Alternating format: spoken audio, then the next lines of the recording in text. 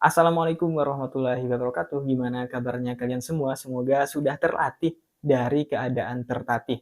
Di video ini kita bakalan ngomongin tentang kenyataan yang sedang kalian alami tentunya. Tidak lain dan tidak bukan, yaitu tentang keadaan pahit setelah memasuki fase dewasa. Setelah beranjak dewasa, cepat ataupun lambat, kita pastinya akan menyadari beberapa kenyataan pahit yang mungkin tidak disadari saat kita masih menjadi anak-anak ataupun remaja.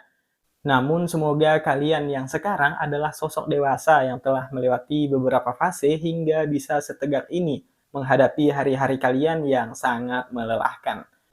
Dan apakah kalian sadar bahwa setelah dewasa yang kalian alami adalah yang pertama, tidak semua orang bisa dipercaya.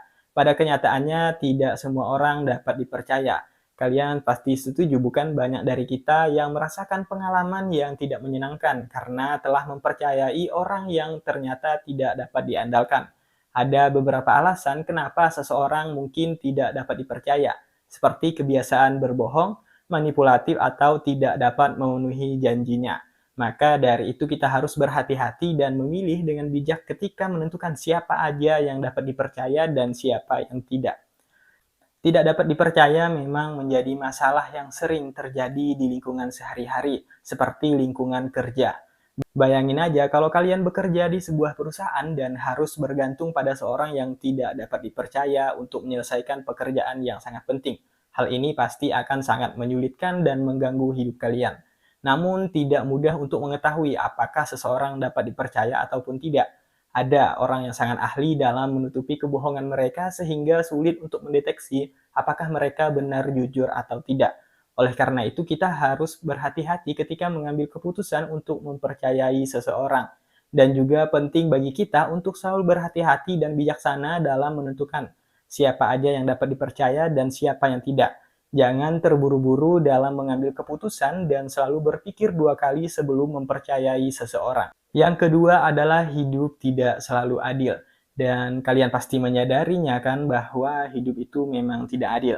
Kadang-kadang orang yang tidak melakukan apa-apa tapi diberikan segala bentuk kebahagiaan, sementara orang lain yang berusaha keras tetap tidak mendapatkan hasil yang sama. Coba kalian bayangkan kalau ada orang yang terlahir dari keluarga yang kaya raya, di mana semua kebutuhan hidupnya sudah terpenuhi sejak lahir. Sedangkan ada juga orang yang tidak terlahir dari kalangan orang kaya seperti menengah ke bawah, ia harus bergelut dari pagi sampai malam untuk memenuhi kebutuhan hidupnya. Namun meskipun hidup ini tidak selalu adil, kita juga tidak dapat menyalahkan atau menyerah begitu saja. Kita harus tetap berusaha untuk mencapai apa yang kita inginkan. Kita harus tetap positif dan percaya bahwa suatu saat nanti usaha kita akan terbayar dengan hasil yang sangat memuaskan. Kita juga tidak boleh untuk iri dan benci kepada orang lain yang lebih beruntung daripada kita. Kita harus belajar dengan apa yang kita miliki saat ini dan berusaha untuk memperbaiki hidup kita sendiri.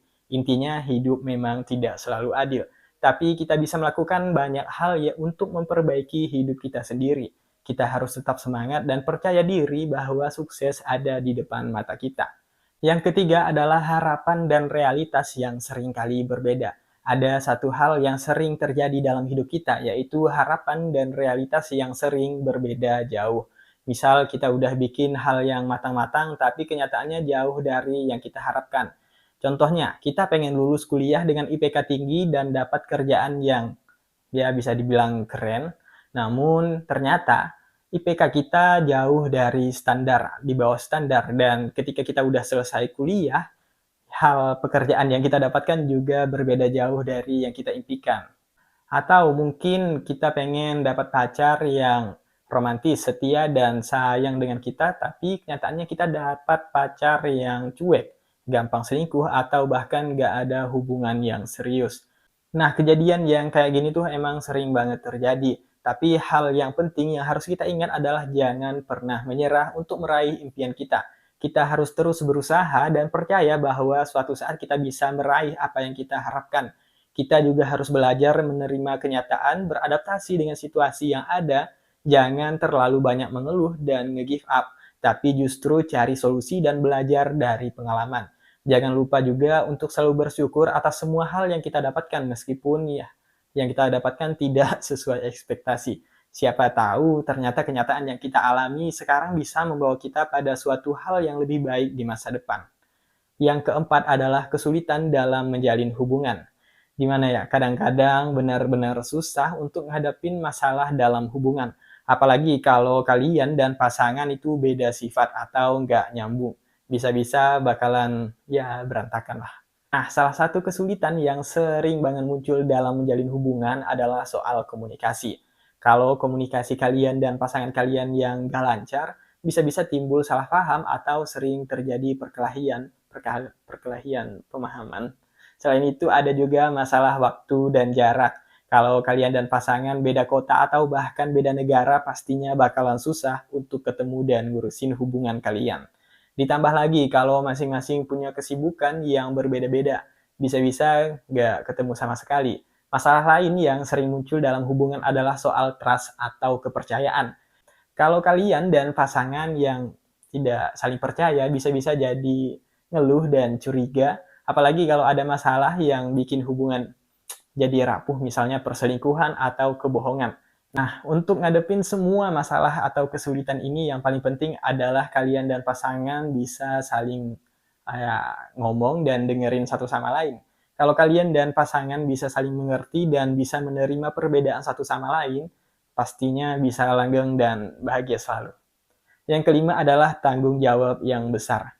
Kalau ngomongin tanggung jawab, ya ini hal yang paling-paling besar. Kita udah gak bisa main-main kalau udah masuk ke topik yang satu ini.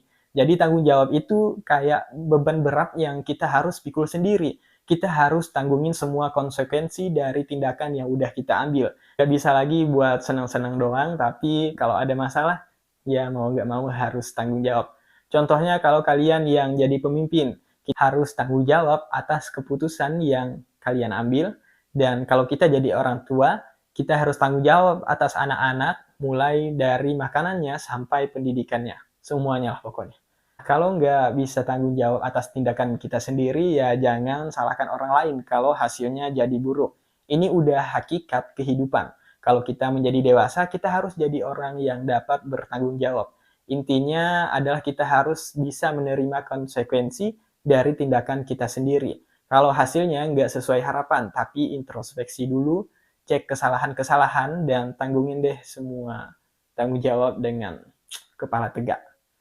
Saat memasuki fase dewasa ini, kehidupan tidak lagi semanis saat masih muda. Kita harus siap menerima keadaan pahit yang datang dengan berbagai konsekuensi dari tindakan kita sendiri. Tanggung jawab yang besar harus kita pikul dengan kepala yang tegak, bukan hanya saat semuanya baik-baik aja, namun saat harus mengambil tindakan yang berat. Namun demikian, tanggung jawab dan keadaan pahit tersebut membentuk karakter dan membuka peluang untuk tumbuh dan berkembang.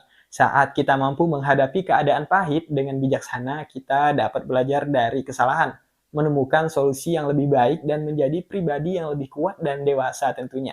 Jadi meskipun keadaan pahit terkadang itu tidak dapat kita hindarkan, jangan biarkan hal itu menghalangi kita untuk terus maju. Kita harus tetap optimis dan yakin bahwa kita bisa menghadapi segala tantangan yang ada di depan dengan kepala tegak, sikap positif, dan semangat yang pantang menyerah. Nah, menurut kalian bagaimana caranya untuk menjaga tanggung jawab yang besar dengan kepala tegak dan semangat pantang menyerah? Tuliskan di kolom komentar dengan jawaban versi kalian masing-masing, dan sampai ketemu di video selanjutnya. Terima kasih.